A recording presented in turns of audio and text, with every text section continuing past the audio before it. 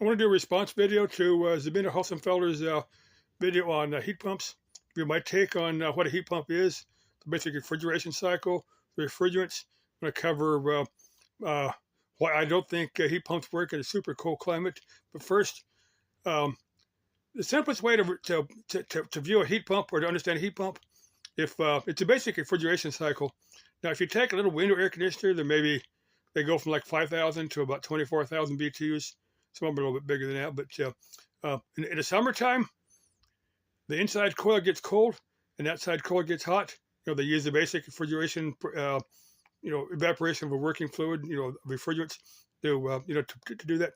And if you take a unit around for the wintertime, where the inside coil is getting hot and the outside coil is getting cold, that's basically what a heat pump is. But they use a reversing valve in it to change the refrigerant flow. But okay, on refrigerants, you keep referring to R290. R290 and R600A are considered flammable refrigerants. To my knowledge, they only use them in real small stuff that has maybe 6 or 8 ounces at the most of refrigerant. That if you have anything more than that, it's a serious fire hazard. Now, in a refrigerator with a few ounces in there, it's a slight fire hazard. But I'm thinking maybe some moron would design a heat pump for R290, but that's a serious lawsuit. That's a serious lawsuit to make it. I can see that burning somebody's house down and maybe killing people and serious lawsuits come over that. But I'm hoping nobody's stupid enough to put put 290 in anything more that has more than a few ounces of refrigerant. But the heat pumps I'm familiar with, the old ones, maybe 25 years or older, or R22, and the new ones are R410A.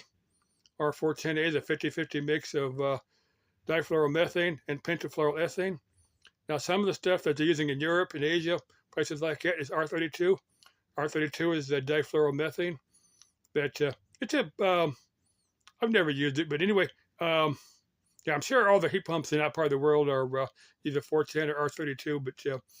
But my experience here in the valley, the average wintertime temperature.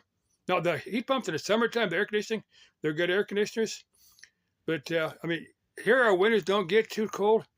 Compared to other parts of the world, our average winters are maybe in the 40s or 50s.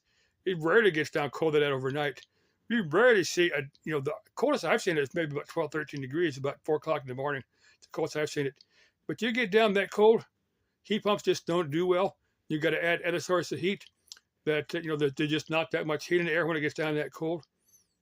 Now, there's probably a few engineers that would disagree with me, but they're not out there in the field working on these things. But let's see, where am I going with this? Now, the ones that use a ground water loop, like an ethylene glycol water loop, that's a completely different animal because you're tapping into something that's a little bit warmer. There's a little bit more heat in the groundwater. That's a completely different animal. But that's my take on heat pumps.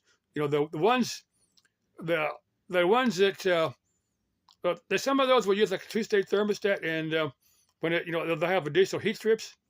Electric heat is one of the most expensive and inefficient ways to heat a house. Some people do it, but anyway, that's my take on heat pumps.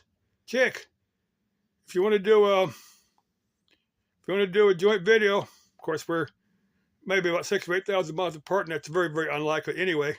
Not like you're living on the West Coast or something, but if you want to do mein Hochdeutsch, ich verstehe ein bisschen Deutsch, but I do a lot better in English. Check, ich liebe dich. Auf Wiedersehen.